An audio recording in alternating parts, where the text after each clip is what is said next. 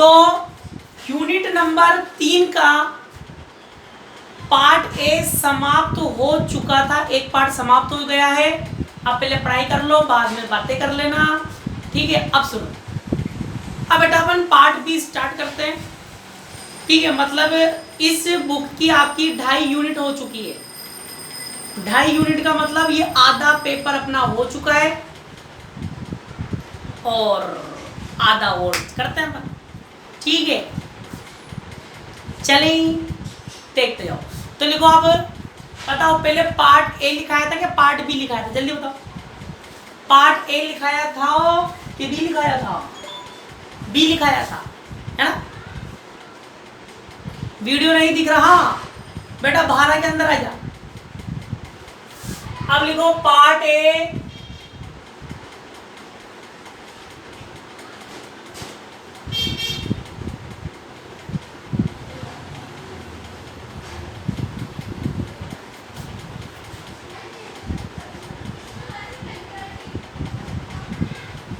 स्थूल निकायों में अन्योन्य क्रिया। स्थूल निकायों में अन्योन्य क्रिया।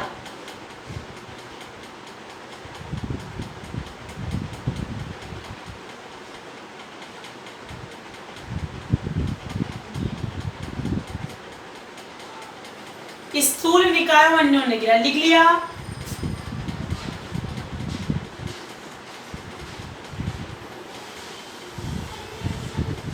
चल अब बेटाओ बिल्कुल ध्यान से सुनना, सब बच्चे बिल्कुल ध्यान सुनना बेटाओ।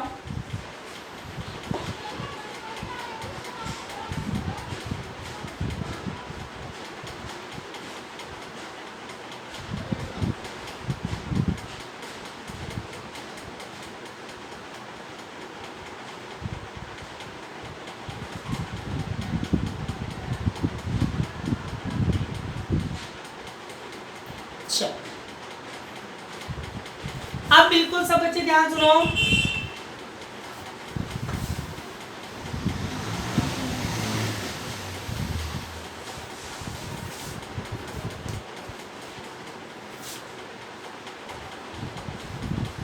अब बताओ निकाय क्या होता है। पहली बात तो ये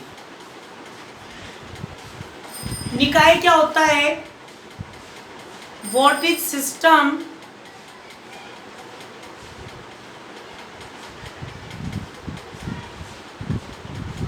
सब बता देंगे, इवनिंग में रहेगा वो तो अपना, ठीक है।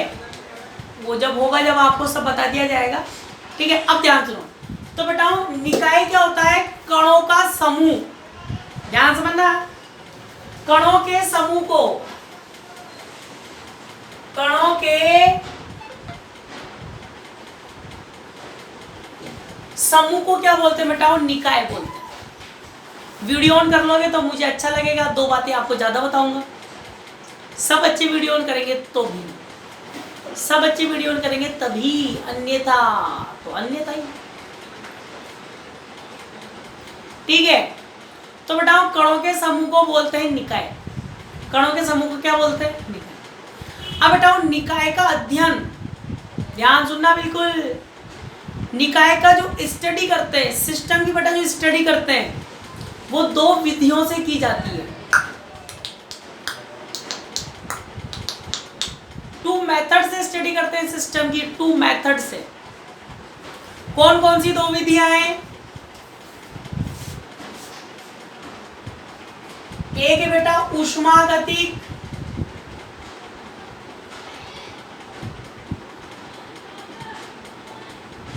विधि। कौन सी विधि? थर्मोडायनामिकल मेथड। दूसरी विधि सांख्यिकी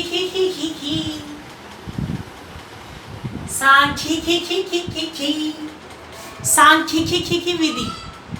सांख्यिकी विधि स्टैटिक्स मेथड। दो विधि से अपन क्या करते हैं बेटाओ, ऊष्मागतिक निकाय, थर्मोडायनामिकल सिस्टम की स्टडी करते हैं।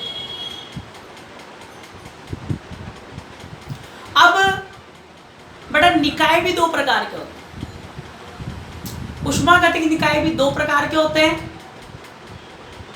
एक होता है बेटाओं स्थूल निकाय, वैसा लिखा रखा है मैंने आपको। एक क्या होता है स्थूल निकाय, निकाय भी दो प्रकार, कौन सा स्थूल और दूसरा सूक्ष्म, मैक्रो माइक्रो, ध्यान सुनना बिल्कुल। तो बेटा निकाय भी दो प्रकार के होते हैं, स्थूल निकाय सूक्ष्म निकाय, ठीक है। अब इन निकायों का अध्ययन अपन दो प्रकार से करते हैं, उष्मागतिक विधि से और सांख्यिकी विधि से। अब बताओ पार्ट बी में अपन ने निकाय का जो अध्ययन किया है, सिस्टम की जो स्टडी करी है, वो अपन ने उष्मागतिक विधि से करी है। किससे करी है? उष्मागतिक विधि से करी है, थर्मोडायनामिकल मेथड से करी है, जिसमें उष्मागतिक विधि में 4 प्राचाल आते हैं सिस्टम के। कौन कौन से? पीवीटीएस।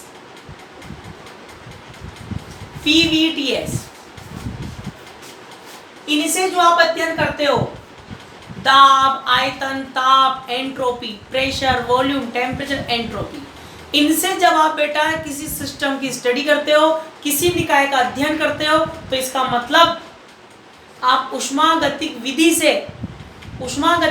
से आप अध्ययन कर रहे हो। दूसरी चीज जो अब अपन पढ़ेंगे फर्स्ट टाइम, निकाय का जो अपन अध्ययन करेंगे, निकाय का अपन बेटा जो अध्ययन करेंगे वो ऊर्जा स्तरों से करेंगे। क्या करेंगे? ऊर्जा स्तरों से करेंगे, एनर्जी लेवल से स्टडी करेंगे, मतलब ऊर्जा से करेंगे, एनर्जी से। क्योंकि अपन जानते हैं गैस के जो परमाणु है, नाभिक के चारों इलेक्ट्रॉन क्या कर रहा है? चक्कर लगा रहा है। तो इलेक्ट्रॉन उन्हीं कक्षाओं में पाया जाता है जिनका संवेग h/2 पाई का पूर्ण गुणज होता है। तो अब अपन जो निकाय का बेटा स्टडी करेंगे वो ऊर्जा स्तरों के आधार पर करेंगे, अर्थात ऊर्जा के आधार पर करेंगे। तो ऊर्जा स्तरों के आधार पर जब निकाय का अध्ययन किया जाता है, ऊर्जा स्तरों के आधार पर, एनर्जी लेवल के बेसिस पर सिस्टम की स्टडी करते हैं, ऊर्जा स्तरों के आधार पर जब निकाय का अध्ययन करते हैं, तो उसको बोलते हैं सांख्यिकी विधि। सांख्यिकी विधि क्या बोलते हैं? सांख्यिकी विधि।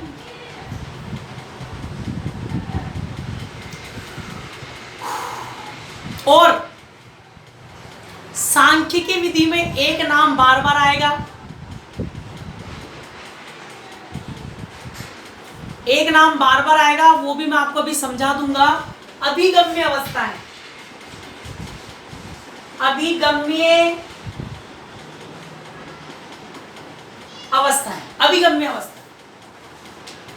अब बेटाओ उष्मागतिक विधि में अपन जो अध्ययन करते हैं वो थ्योरेटिकल बेसिस पर करते हैं। उष्मागति का प्रथम नियम अपन डायरेक्ट लिखते हैं, सब चीज उष्मागतिक विधियों पर डायरेक्ट करते हैं। पर बेटाओ सांख्यिकी में सब अपन थ्योरेटिकल सिद्ध करेंगे। थ्योरेटिकल क्या करेंगे? सिद्ध करेंगे। बताओ, अभी अपन ने उष्मागति का प्रथम नियम लिखा, डायरेक्ट लिखा था शुरू में जब लिखा था, डायरेक्ट लिखा था। उष्मागति का द्वितीय नियम लिखा, डायरेक्ट। हाँ के ना? अरे हाँ के ना? Very good. तो बेटाओ मैंने आपसे बोला था वहां अपन डायरेक्ट लिख रहे थे, क्यों? वहां पर अपन उष्मागति का प्रथम नियम डायरेक्ट लिखा, द्वितीय नियम हमने डायरेक्ट लिखा, क्यों? क्योंकि बेटा वो उष्मागतिक विधि चल रही थी, वो उष्मागतिक विधि चल रही थी और वो केमिस्ट्री के अनुसार लिख रहे थे, केमिस्ट्री के अनुसार लिख रहे थे अपन, थ्योरेटिकल बेसिस पर लिख रहे थे। अब मैथमेटिकल बेसिस पर लिखेंगे।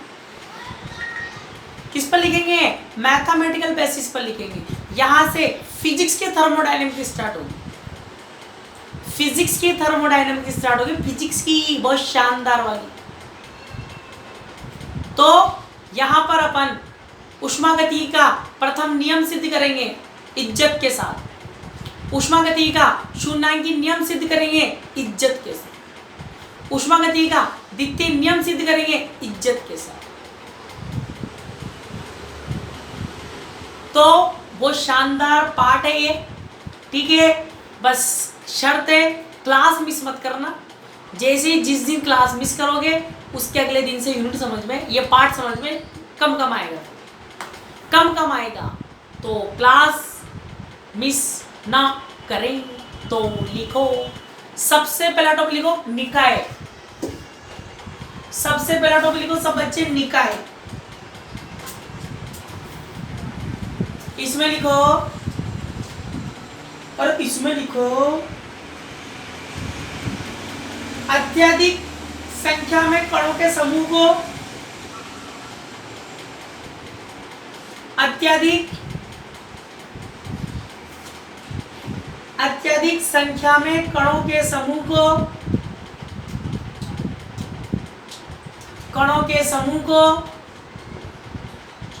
निकाय कहते हैं।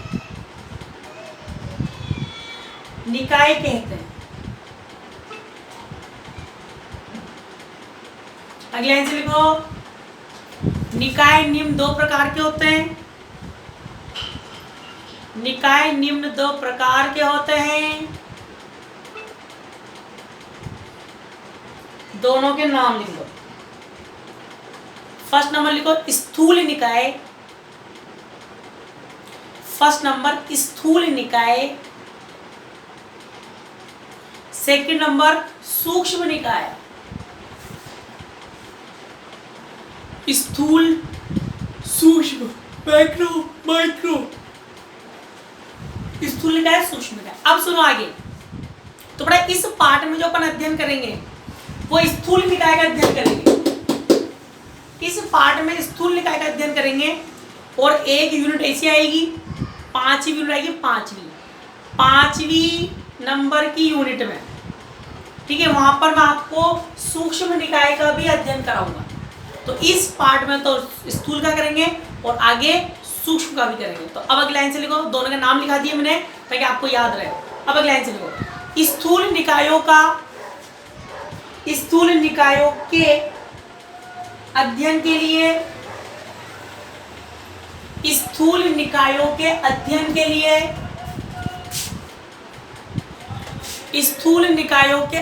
के लिए निम्न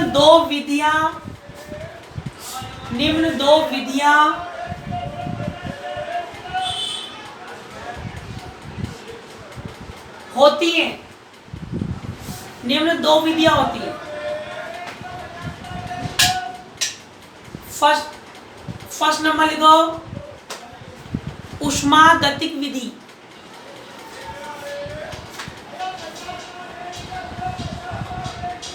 ऊष्मागतिक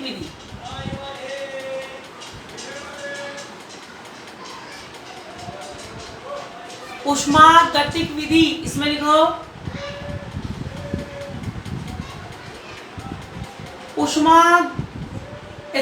ऊष्मागतिक विधि में लिखो स्थूल निकायों के अध्ययन के लिए वह विधि, स्थूल निकायों के अध्ययन के लिए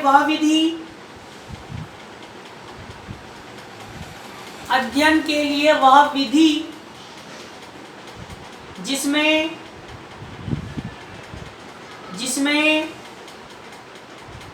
निकायों के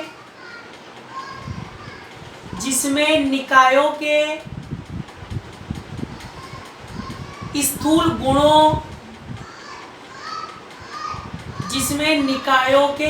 गुणों जैसे दाब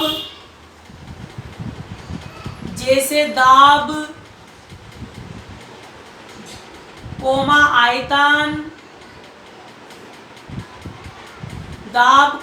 आयतन कोमा ताप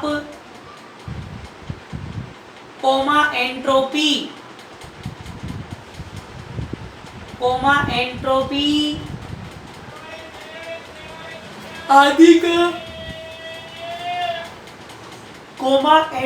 आदि का अध्ययन किया जाता है।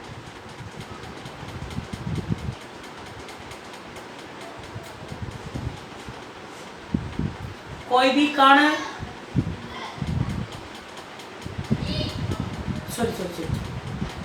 आदि का अध्ययन किया जाता है। आदि का अध्ययन किया जाता है, ऊष्मागतिक विधि कहलाती है। ऊष्मागतिक विधि कहलाती है। ऊष्मागतिक। सेकंड नंबर लिखो सब बच्चे। सांख्यिकी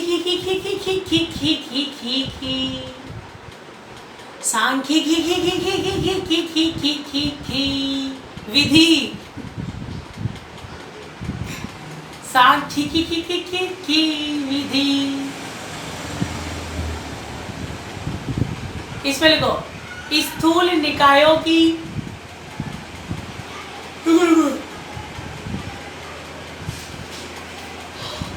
ऐसे लिखो स्थूल निकायों का अध्ययन करने के लिए, स्थूल निकायों का अध्ययन करने के लिए वह विधि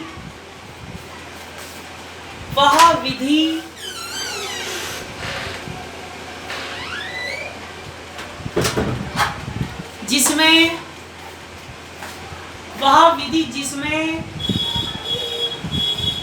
कणों के ऊर्जा स्तरों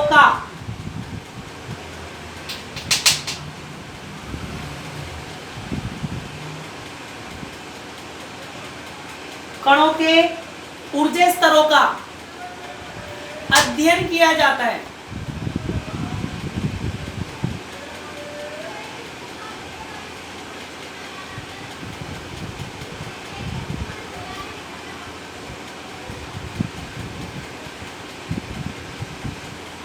ऊर्जा स्तरों का अध्ययन किया जाता है।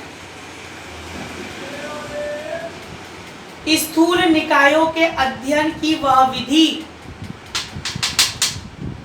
स्थूल निकायों के अध्ययन की वह विधि जिसमें कणों के ऊर्जा स्तरों का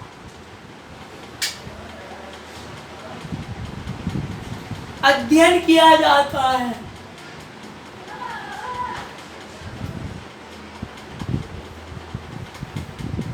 सांख्यिकी विधि कहलाती है।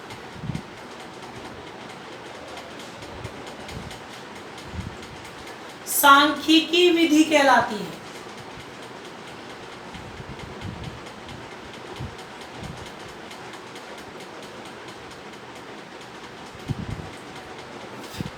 लिख लिया? लिख लिया?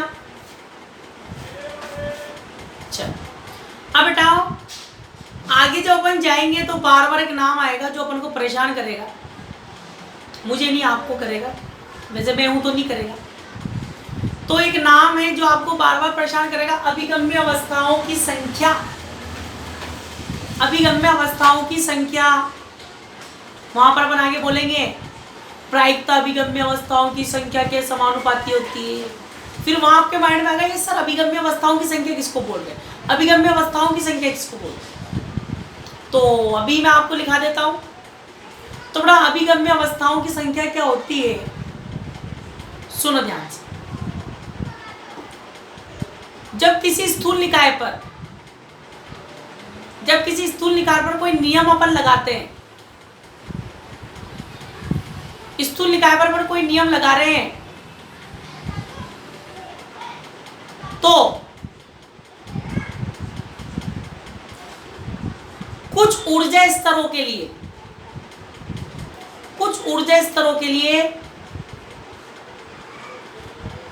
उस नियम का मान समान रहता है। तो उन ऊर्जा स्तरों की जो संख्या होगी उसको क्या बोलते हैं, अभिगम्य अवस्थाओं की संख्या। क्या बोलते हैं, अभिगम्य अवस्थाओं की संख्या। अभी समझ में नहीं आया होगा, पता है मुझे, अभी नहीं आया होगा। लिखाऊंगा फिर एक एग्जाम्पल दूंगा फिर समझ में आएगा। तो लिखो, पहले लिखो अभिगम्य अवस्थाएं। लिखो अभिगम्य अवस्थाएं लिखो। ऊर्जा स्तरों की वह संख्या ऊर्जा स्तरों की वह संख्या जिसमें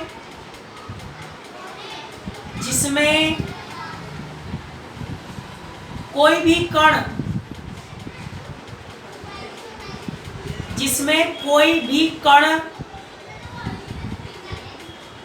प्राप्त कर सकते हैं, कोई भी कण प्राप्त कर सकते हैं। दोबारा सुन लो, ऊर्जा स्तरों की वह संख्या जिसमें कोई भी कण प्राप्त कर सकते हैं।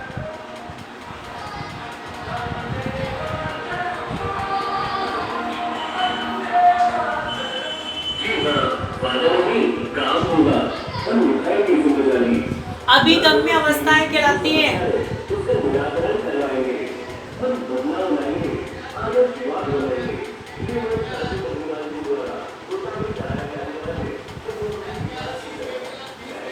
अभिगम्य अवस्थाएं कहलाती हैं। अब बेटा अभिगम्य अवस्थाओं की संख्या, अभिगम्य अवस्थाओं से क्या मतलब है, ध्यान सुनना बिल्कुल। एक एग्जांपल दूंगा, सब क्लियर हो जाएगा। सुनो, मान लो एक क्लास में, मान लो बीएससी सेकेंड ईयर में 100 बच्चे बैठे हुए हैं। कितने बच्चे? 100। अब 100 बच्चे बैठे हुए हैं, कोई आया, किसी ने कहा कि सर इस क्लास में जो भी बच्चे बैठे हुए हैं इनकी आयु तो बताओ, इनकी एज तो बताओ, एज कितनी है, एज आयु तो बताओ। मैं क्या करूंगा, कौन सी आयु बताऊंगा? चलिए सबकी अलग अलग पूछ के बताऊंगा या फिर कौन सी बताऊं? बताओ। वेरी गुड, माध्य आयु बताऊंगा, औसत। वेरी गुड, माध्य आयु बताऊंगा, एवरेज बताऊंगा, एवरेज। औसत बताऊंगा, औसत, एवरेज औसत। तो मैं बता दूंगा कि भाई जो भी मुझसे पूछना आएगा कि सर ये जो कक्षा आप पढ़ा रहे हो, ये 100 बच्चों की कक्षा आप पढ़ा रहे हो, इसकी माध्य आयु बताओ। मैंने कहा 17 वर्ष। इस कक्षा की माध्य आयु 17 वर्ष। मतलब कोई 16 पॉइंट कुछ का होगा, कोई 16 से 17 के बीच में चल रहा होगा, मतलब 16 पॉइंट कुछ है। कोई 17 का भी होगा, कोई 17 पॉइंट कुछ का भी होगा कि नहीं होगा? होगा। तो बेटाओ ये बताओ, जैसे मैंने माध्य आयु बताई 17, क्या ऐसा नहीं हो सकता क्या कि उसमें 100 बच्चों की क्लास में 2, 5, 10 बच्चे की आयु 17 ही हो, 2, 5, 10 बच्चों की आयु 17 ही हो? ऐसा नहीं हो सकता है क्या? नहीं हो सकता। 100 बच्चों की क्लास है, 100 बच्चों की क्लास में से 2, 5, 10 तो ऐसे होंगे जिनकी आयु 17 ही होगी। कल परसों बर्थडे बना के आए होंगे। अरे कल परसों बर्थडे बना के आए होंगे या उसी दिन बर्थडे बनाएंगे, 17 के हो गए होंगे। ठीक है, तो मान लो 100 बच्चों में से 15 बच्चों की आयु 17 ही है। 100 में से 15 की आयु कितनी है? 17 ही है। तो जो 100 बच्चों की क्लास है वो है बेटा स्थूल निकाय। वो क्या है? स्थूल निकाय है। और अपन ने उस स्थूल निकाय पर लगाया नियम, लो लगाया, लो। कौन सा लो? औसत लो लगाया, नियम लगाया अपन ने। तो नियम लगाने के बाद कुछ ऊर्जा स्तरों की का मान वही है जो अपने नियम का है। नियम का मान कितना है? 17। तो उनका मान भी कितना है? 17। ऐसे कितना बच्चे हैं? 15 बच्चे। ऐसे 15 बच्चे हैं जिनकी आयु खुद ही 17 है। तो उन 15 बच्चों को, उन 15 को क्या बोलते हैं? अभिगम्य अवस्थाओं की संख्या। उनको क्या बोलेंगे? अभिगम्य अवस्थाओं की संख्या। ठीक है, आगे चलेंगे तो और डिटेल में समझाऊंगा। अब लिखो अगला टॉपिक। तो बेटा ये थी इस यूनिट की बेसिक जानकारी। बेसिक जानकारी थी। अब पहला टॉपिक लिखो, पहला टॉपिक लिखो सब बच्चे स्थूल निकायों में, पहले टॉपिक का नाम भी यही है।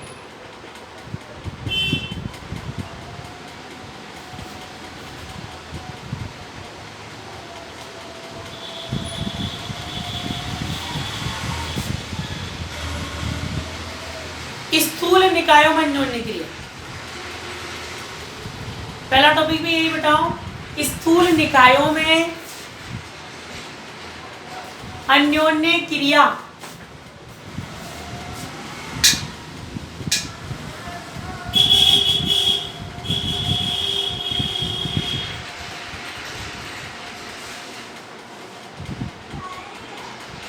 देखो तो बड़ा स्थूल निकायों में अन्योन्य क्रिया का अध्ययन करते हैं, ध्यान समझना बिल्कुल। मान लो दो निकाय हैं,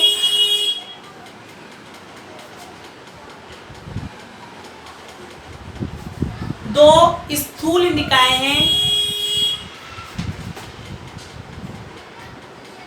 एक स्थूल निकाय है ए, एक स्थूल निकाय ए और दूसरा स्थूल निकाय क्या बताओ, ए डैश। दूसरा स्थूल निकाय क्या है, ए डैश, और इनका संयुक्त निकाय क्या है, ए स्टार। संयुक्त निकाय क्या है, ए स्टार। अब इनके मध्य ऊर्जा का आदान प्रदान हो सकता है, इनके मध्य एनर्जी ट्रांसफर हो सकती है, बबलू ट्रांसफर। मान लिया निकाय की माध्य ऊर्जा आई बात, अन्योन्य क्रिया से पहले, अन्योन्य क्रिया से पहले, अन्योन्य क्रिया से पहले ए निकाय के माध्य ऊर्जा क्या मान लू, ई इनिशियल बार। और बताओ अन्योन्य क्रिया के बाद, सॉरी अन्योन्य क्रिया के पहले ए की माध्य ऊर्जा ई इनिशियल बार और ए डैश की ई डैश इनिशियल बार, ठीक है। दोनों की माध्य ऊर्जा है, मीन एनर्जी है अन्योन्य क्रिया से पहले। अब बेटा इनके बीच अन्योन्य क्रिया हुई, अन्योन्य क्रिया से मतलब ऊर्जा का आदान प्रदान हुआ। ऊर्जा का क्या हुआ, आदान प्रदान। यहां पर अपन, मैंने आपको क्या बताया, ऊष्मागतिक निकाय का अध्ययन करेंगे ऊर्जा से। तो बताओ मान लो एक निकाय ने दूसरे निकाय को ऊर्जा दी, एक निकाय ने दूसरे निकाय को क्या दी, ऊर्जा। अब ऊर्जा कैसे भी दे सकता है, ऊर्जा कैसे भी दे सकता है, या तो ऊष्मा के रूप में दे, ऊर्जा देने के भी अलग अलग तरीके होते हैं बेटा। ऊर्जा देने के भी क्या होते हैं, अलग अलग तरीके। कैसे, या तो उसको गर्म कर दो, ऊष्मा दे दो, मतलब ऊर्जा मिल रही है, या उस पर कार्य करो, क्या करो, कार्य, तब भी ऊर्जा दी जाती है, ठीक है। तो अभी तो सिर्फ मैं बोल रहा हूँ कि ऊर्जा दे रहे हैं, वो भी मैं आपको ये मेथड की बात नहीं करेंगे कि कौन से मेथड से दे रहे हैं, वो भी बाद में डिस्कस करेंगे। अभी तो इतना समझ लो कि एक निकाय दूसरे निकाय को क्या दे रहा है, ऊर्जा। ऊर्जा ट्रांसफर हो रही है। बताओ जब ऊर्जा ट्रांसफर होगी तो दोनों की ऊर्जा में परिवर्तन आएगा कि नहीं आएगा, जल्दी बताओ। एनर्जी चेंज और not change, energy will be change और नॉट चेंज। हाँ हूं तो बोलो, change. Very good, very good. तो बेटा जब चेंज होगी अन्योन्य क्रिया के बाद, अन्योन्य क्रिया के बाद निकाय ए की फाइनल माध्य ऊर्जा क्या मान लेता हूं, फाइनल माध्य ऊर्जा क्या मान लेता हूं, ई फाइनल बार, और इसकी क्या मान लेता हूं, ई डैश फाइनल बार, ठीक है। पहले दोनों डायग्राम बनाओ फिर आगे चलेंगे। डायग्राम बनाओ एक। अब इसकी लैंग्वेज को बताओ, इसके नीचे माना ए और ए डैश, माना ए और ए डैश दो स्थूल निकाय हैं, माना ए और ए डैश दो स्थूल निकाय हैं जो एक दूसरे से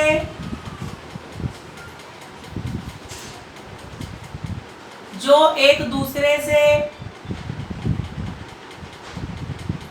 संपर्क में है, जो एक दूसरे से संपर्क में है, इनके बीच अन्योन्य क्रिया के फलस्वरूप इनके बीच अन्योन्य क्रिया के फलस्वरूप ऊर्जा का विनिमय होता है।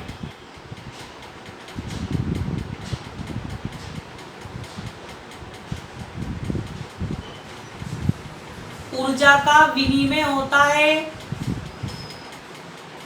परंतु संयुक्त निकाय की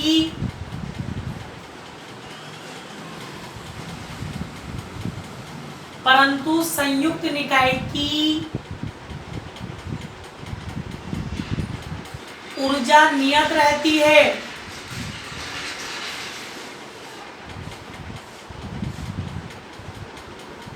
संयुक्त निकाय की ऊर्जा नियत रहती है। अगली लाइन से लिखो, माना अन्योन्य क्रिया के फलस्वरूप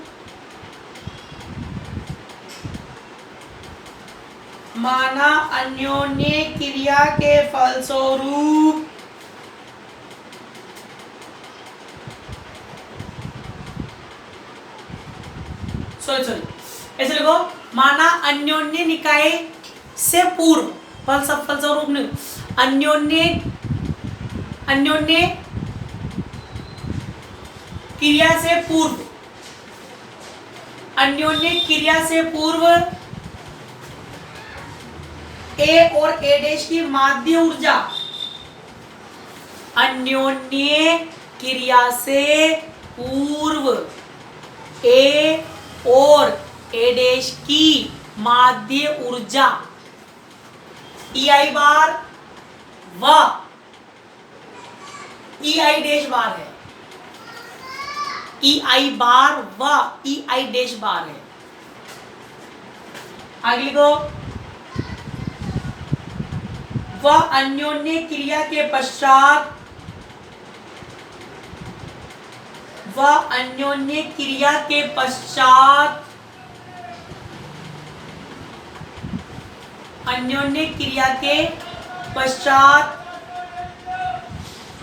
स्थूल निकायों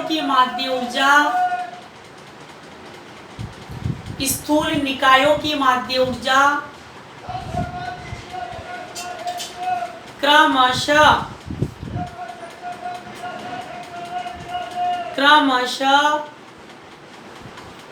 देखो EF बार व EF डैश बार हो जाती है।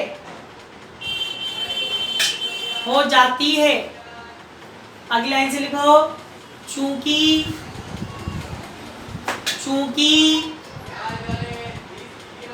संयुक्त निकाय की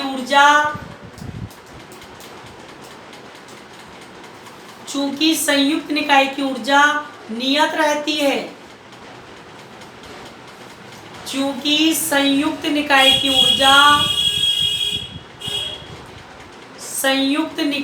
ऊर्जा नियत रहती है, अतः चूंकि संयुक्त निकाय की ऊर्जा नियत रहती है, अतः अब देखो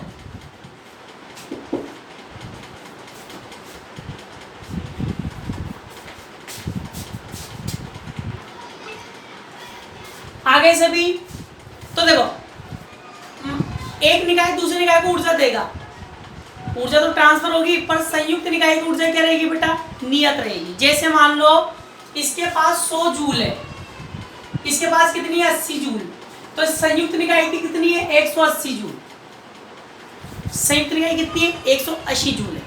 ठीक है, अब मान लो इसने क्या किया, इसने 40 जूल दे दी, तो ये कितने जाएगी 60 जूल, ये क्या हो जाएगा 120 जूल,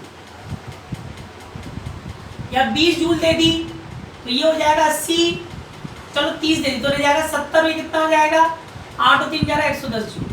तब भी कितना आएगा, 180 जूल ही रहेगा। संयुक्त निकाय की तो क्या रहेगी, कांस्टेंट रहेगी। तो बताओ ऐसे लिख सकते हैं क्या, अभिक्रिया से पूर्व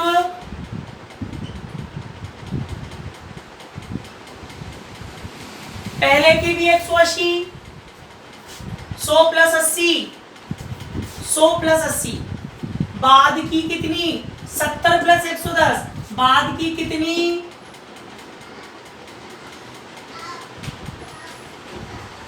लिख सकते हैं कि नहीं,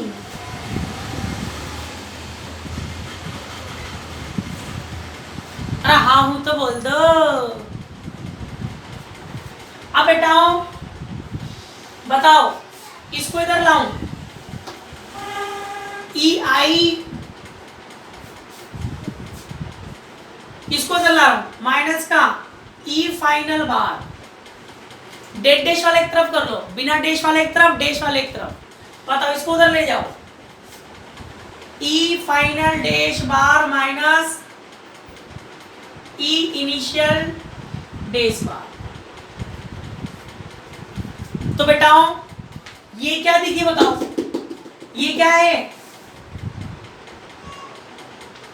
जल्दी बताओ, ये क्या है, वृद्धि है कमी है, जल्दी बताओ, वृद्धि है कमी है, वृद्धि है कमी है, जल्दी बताओ। इनिशियल माइनस फाइनल, वृद्धि होती है कमी होती है,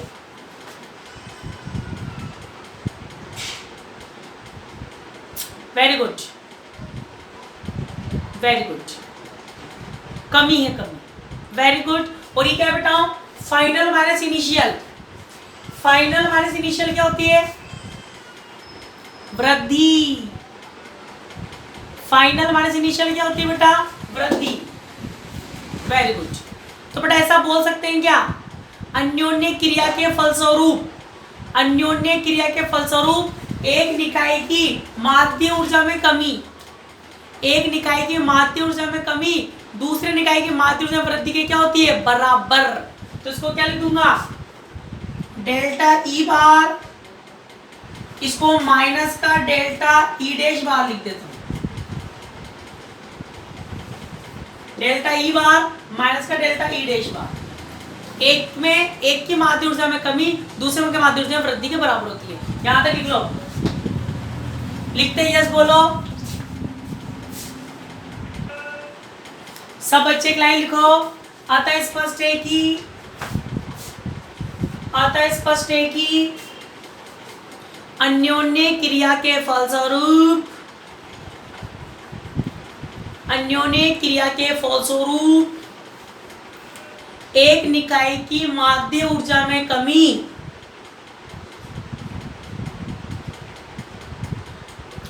एक निकाय की माध्य ऊर्जा में कमी दूसरे निकाय की माध्य ऊर्जा में वृद्धि के,